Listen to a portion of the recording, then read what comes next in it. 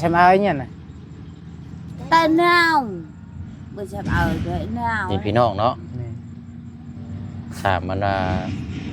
หาที่ดินกับปลูกเฮือนใหม่อีกเด้นี่เนาะ โดย อืมอยู่นั้นอยู่ง่ายมานี่น่ะ20มื้อแล้วเนาะมานอนอยู่นี่กลางค่ำกลางคืนมานี่หนาวอยู่บ่ หนาว หนาวแห้งเนาะ เออ ใหญ่ โดยบ่เป็นหยังโดยอ้าวตอนนี้นะไม่มีกลัวนะ อ้วน สิเอาหยัง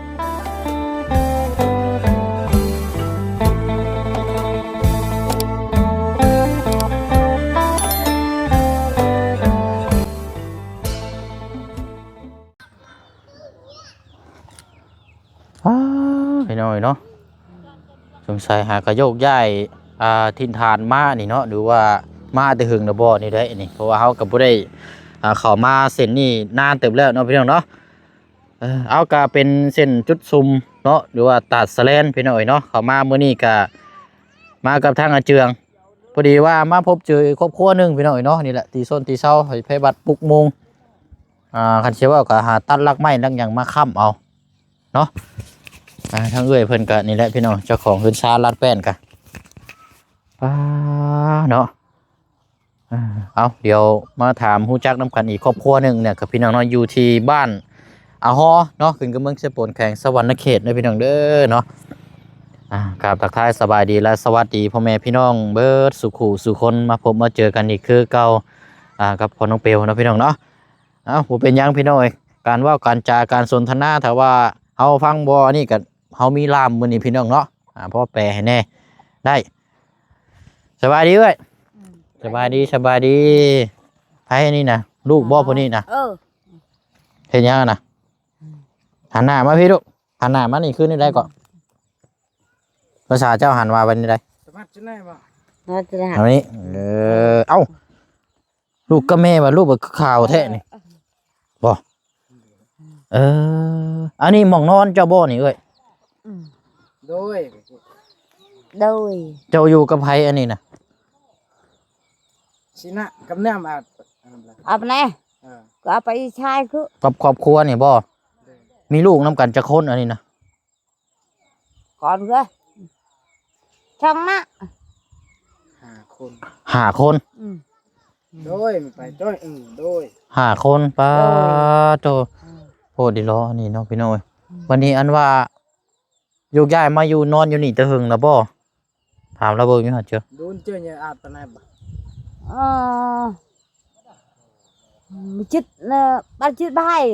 20 มื้อหากับ20 มื้อ หากระยามมื้อนี้เช้ามื้อเอาแต่ก่อนนี่อยู่ไสนี่แต่ก่อนนะ เฮากี่อาบปานไหนเฮากี่ เอาเกี้ยบ้านเขาหน่อย อยู่บ้านสนอย อยู่ไสเจืองไปทางใด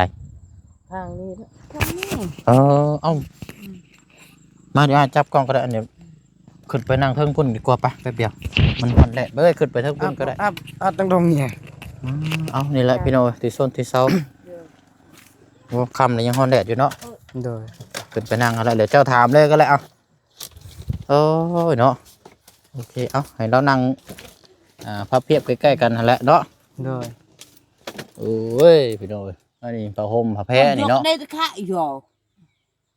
ให้ลูกสกินอะไรใช่ไหมนี่เนื้อตอนตา อะไรก็ แต่ว่าหากะย้ายแต่บ้านนี่นะบ้านสนอย เป็นคนบ้านนั่นสมบ่ แม่น แต่ย้ายมาอยู่ครอบครัวอยู่พี่บ้านนี้นะ โดย อันมาอยู่น้ำพี่นะอยู่น้ำพี่น้องบ่แบบนี้ อยู่นำอันนั้น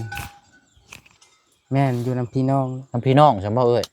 อันปลูกดินอยู่นี่ได้สะดินไผนี่นะ กระแตแน่เนี่ยจอน ไหนอะแต่ใต้ลงยากี่ แกดินกระเจ้าหั่น ให้ใช่ อ๋อดินเข้าเจ้าบ่นี่นะไปว่าอาศัยมาใส่ปลูกนอนอยู่นี้อันนี้เนาะ โดยกินไปจ้อย อืมนอนอยู่นี่เท่ากับเบิดทุกคนในครอบครัวนี่จะคนก็7บ่ แม่น เพราะว่าผัวเมียเนาะ โดย ผัวเมียแล้วก็เป็น7 คนจะมันน่าก็เดิมเลยเจ้าอี พายุนี่มันบ่แม่นยามฝนเนาะ โดย เขาก็ยังใครอยู่เรามีอันโซลาร์เซลล์นี่เนาะพอได้หุงเฮืองหน่อยเนาะ โดย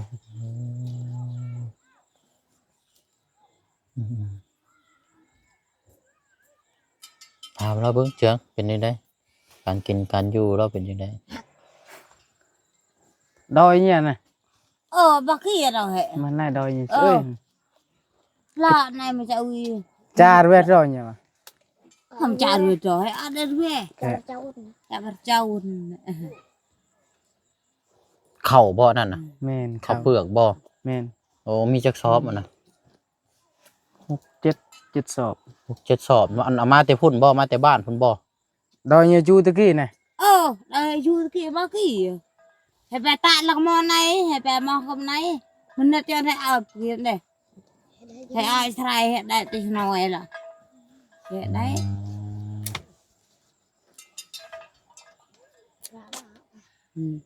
อันลูกเราก็เนาะจักปีแล้วนี่นะคือนางก้มหัวแท้ ก่อน ให้เรานั่งจะบีนะ นั่นอ๋อ anh nào mà ให้เรานั่งเงยหน้าขึ้นเนี่ย คือบ่เคยเห็นหน้าเห็นตาแท้นะให้เราเงยหน้าขึ้นเบิ่งอยู่ฮะ ตะมัดจุดไหนมาเรายานจัก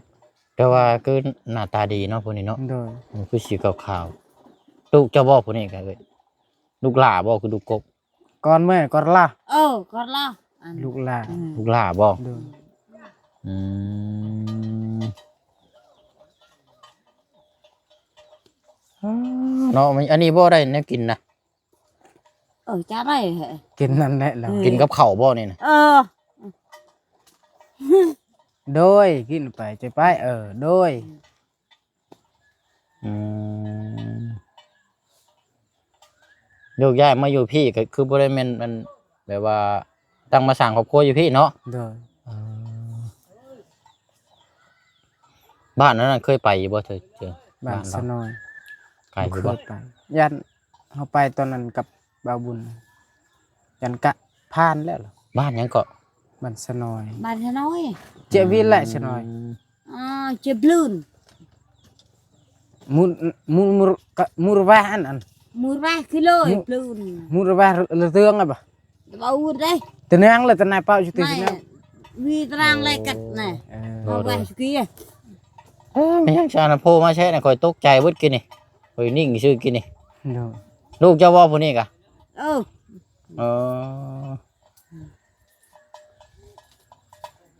อืม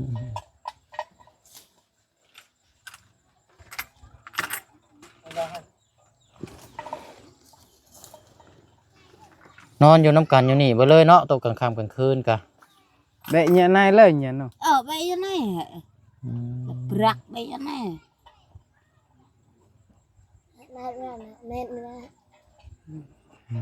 อันนั้นผมนะคือตัดไปนั่นบ่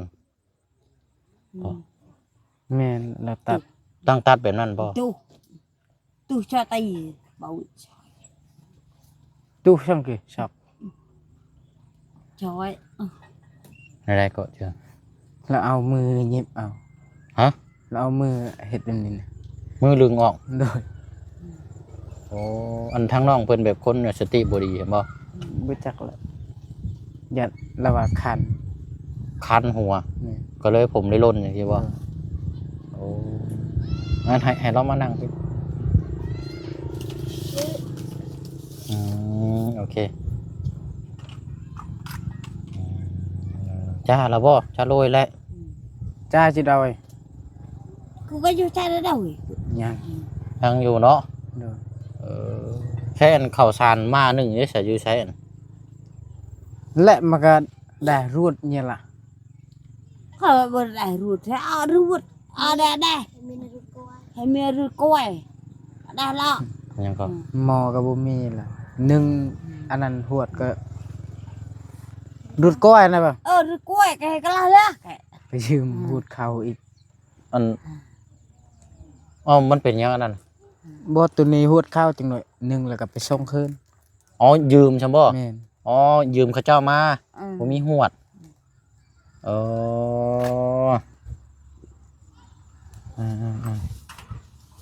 เป็นถ้วยบวงเนาะคือบ่เห็นมีอย่างเลยนี่เนาะ โดย พี่น้องอยู่ยาอันนี้มาปลูกดินน้ำกระเจ้าอยู่นี่เนาะ โดย จังจะอยู่จังใดแล้วนี่ก็เนาะเดี๋ยวว่าดินพี่น้องเราว่าอยู่นี่ก็ แม่นเป็นพี่น้องแล้วนะแต่ฉันเอาไอ้เนี่ยน่ะ แต่หนาวบ่จะเอาเลยหนาว นี่พี่น้องเนาะ แม่น สามมันว่าหาที่ดินกับปลูกเฮือนใหม่อีกเด้นี่เนาะ โดย เลยเอาเนาะพักกันหาอยู่หากินยังฉันถามเราอยู่หาละชั่วโมงนี้ไปเฮ็ด จั่ว เวียก จ้าโดดนี่จ้าโดเอาตังไงนี่ตาโดด พวกตาเถอะ เฮ็ดเวียกยังก็ ไปเอาแคมคุม เอาแค่มาขาย โดย พอได้เฮ็ดอยู่เฮ็ดกินนั่นน่ะเนาะ โดย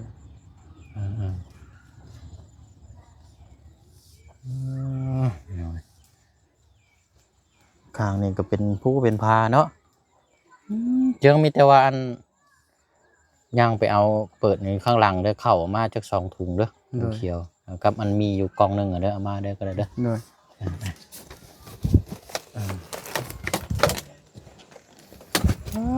เนาะ มีเอา1แก๊ส แม่นแก๊สอยู่ข้างในละเดี๋ยวสิเปิดให้เจ้าเอามาเอาเข้า2ถุงเด้อ โดย มาให้เพิ่นเอ้ยเนาะบัดพอดีบัดมันคือบ่คือเนาะคือหน้าตาดีเนาะดูนี่เนาะเงยหน้าขึ้นดู ถ่ายรูปมาหา คือว่าเกี้ยงก้อยเลยเนาะชื่อนี่ได้ก็เจ้าน่ะเอ้ยชื่อเจ้าน่ะชื่อหยัง ไม่เท่าเยอะคืม ชื่อกึมเว้ยกึมเนาะโอ้จำอายุได้บ่อายุเท่าไหร่ ห้องบัว บ่ฮู้เอาผัวแต่จักปี บัวเจ้า บ่แม่นผัวเจ้าน่ะเอาผัวแต่จักปี ตรัง ฮะจำบ่ได้ แต่ว่าได้ลูกน้ำกัน5คนเนาะ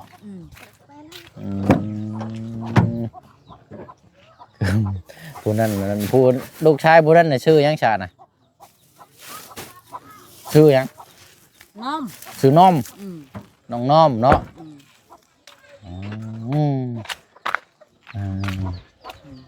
ได้เข้าโรงเรียนอยู่บ่ มาเรียนเลย บ่ได้เรียนเอ้ยได้ใส่ได้เข้าโรงเรียนอยู่บ่เข้าอยู่บ่ได้ฮะ นี่ห้อง เจ้าก็เข้าอยู่บ่โรงเรียนน่ะเฮ้ยเนาะเอาเดี๋ยวจังน้อยพี่น้องให้เจียงไปเอาเข้ากับให้ยืนกินให้เรา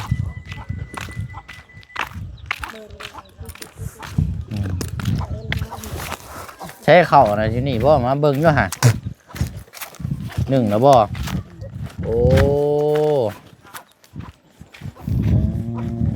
อยู่ง่ายมานี่น่ะ20มื้อแล้วเนาะมานอนอยู่นี่กลางค่ำกลางคืนมานี่หนาวอยู่บ่ หนาว หนาวแห้งเนาะเลยเอาขึ้นไปเทิงพอละเจ้าเอาไปมอบให้รับเทิงนี้ก่อน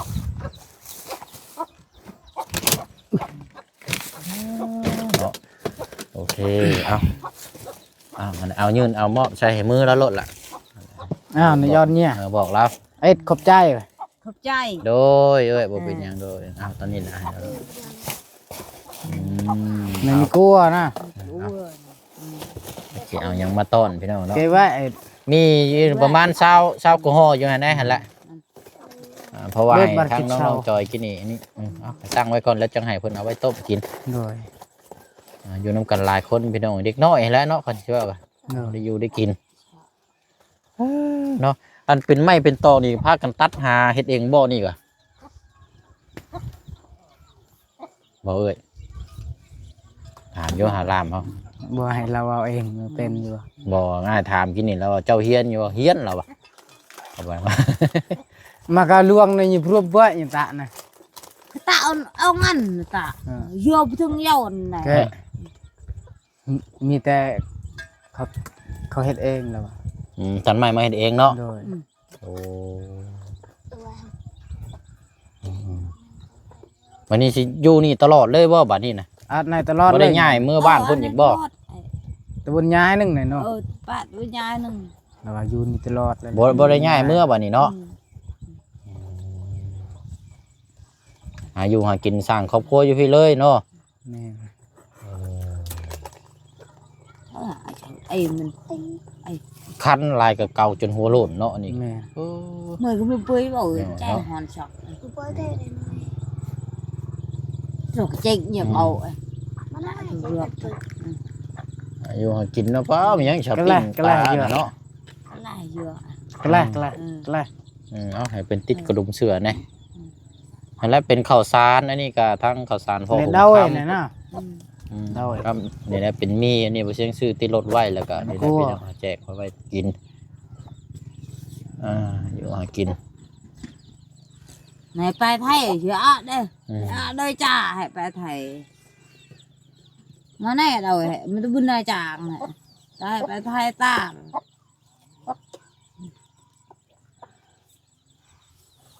เลี้ยงไก่น้ำอันนี้เนาะแม่นบ่ไก่เจ้าบ่เอาไก่ไปซะ ช่วยแนวแก ช่วยนักนะ ไก่คนอื่น ไก่คนอื่นแต่ว่ามากินอยู่นี้เนาะ từ câuประเจ้าไอ้ประเจ้า ประหลาดเทเจ้าช่วยเจ้าเราเห็นมือ ถามเบิ่งเด้อเราเอาอันเมียเอาผัวแต่อายุจักปีประมาณจังได๋ ไม่ก็อยากไต้ซิกมอมไม่ก็อยาก เคยเด้ อ่า ตรังเดี๋ยวดูได้เคยอยากได้ แล้วว่าก็บ่ฮู้คือกัน ตรังเด็ก อายุเราเลยใช่ฮู้บ่ ซิกมอจิมื้อ ชัว จำได้บ่อายุอะ พี่กูไม่ได้ ไม่ใช่กระบอกเธอก็ตัวดังเสียบ่าวมันคือบ่าวแม่ดังนี่ใช่กระบอกเธอคือกูตรังเลยนึกใช่กระบอกใช่กระบอกกูเอาตรงนั้นไหนดูนะ ฮะ บ่ฮู้ซ้ำ บ่จักหยังเลยเนาะคันสิเว้ากับบ่ได้มีฮอดสมมุติครัวนะเนาะ โดย เบิ่งนี่ถามเรามีอยู่บ่จักเนาะ โดย มี เบิ่นแต่ปังสำนุครัวเนี่ย อ้อไอ้ บ่มี เรียบร้อยโดดไปสินี่เนาะ อ้อได้ คนเถื่อนนะ ค คัน น สิ เถื่อ ว่าน คนโยกย้ายแบบเนาะ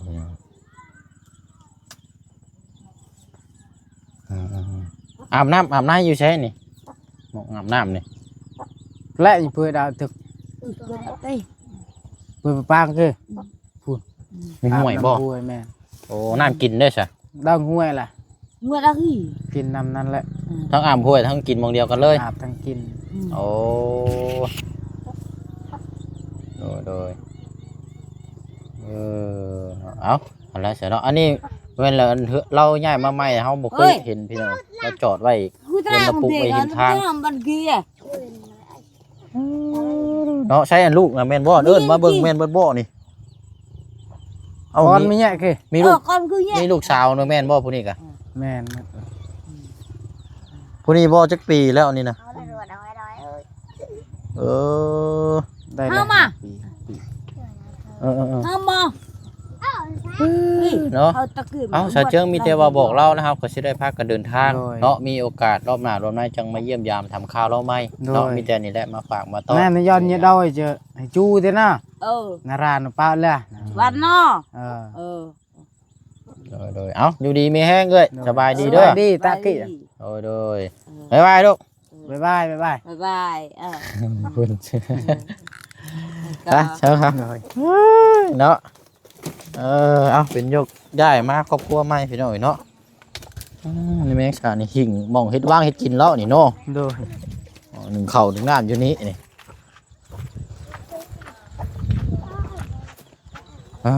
ตูกนี่พี่น้อยเนาะเบิ่ง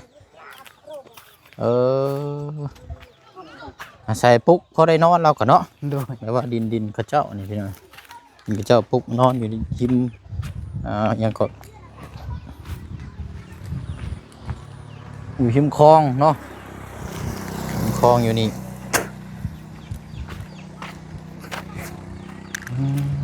อยู่บ้านอาฮอเนาะอยู่บ้านอาฮออึ๊บโอ้หันคาหน่อยนะ แม่น แต่ก้อนนี่จะเป็นลัง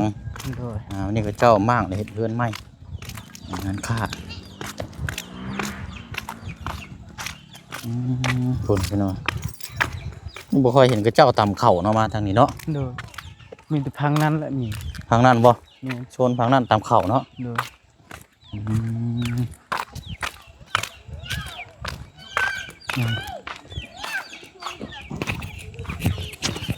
ไป้าสาเฮาบัดนี้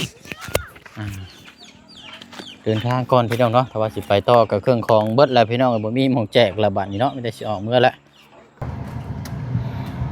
ไปพี่น้องเนาะ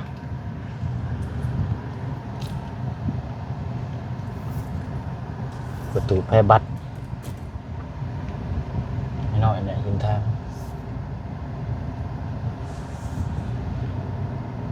อยู่บ้านอะฮอเนาะ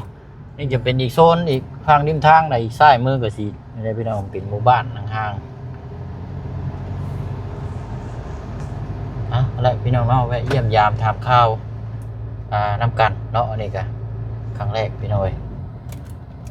อยู่กันกินกันมีแต่ข้าวสารจำนวน2 ถุงเนาะประมาณ10 โลพี่น้อยให้ทางครอบครัวเพิ่นแล้วก็มีน้ำพอให้เด็กน้อยลูกเราก็5 คนเนาะโอ้พี่น้อยเนาะว่าเรื่องลูกนี่ก็โอ้ยลกเนาะแต่คนนี่ก็ยอมอยู่พี่น้อยลูกลายทั้งสาดีนี่ก็พอแล้วน่ะก็6 คน โดย หัวก็จนปะนี้ย่อนเลี้ยง เลี้ยงบ่ไหว เลี้ยงบ่ไหวการกินการอยู่นี่ได้พี่น้องมันโอ้เพียงพอก็เลยเลิกลาพาจากเนาะเพราะว่าเฮาเรื่องถ้าเฮาเว้าแบบว่าแนวแบบบ่อายแบบว่าแนวนี้ก็แบบเอาบ่ได้คุมกำเนิดนะพี่น้องเจ้าบ่ได้กินยาคุมยาหยังนะมันหัวปีท้ายปีนี่ก็คือกันอันนี้ก็ลูก5 คนลายลูกลก